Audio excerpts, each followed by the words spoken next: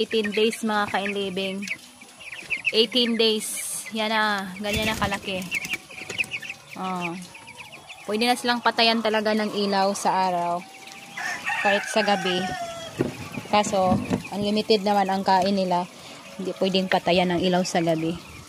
Binuksan namin kay initan sila. Charan!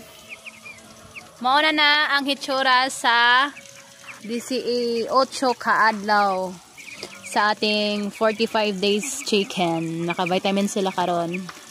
Yan yung sa kabila natin kulungan na kainlibing. Ito naman yung sa loob ng building natin. So, yan, laki na. 18 days na rin po yan. Kasi same lang naman yan sila.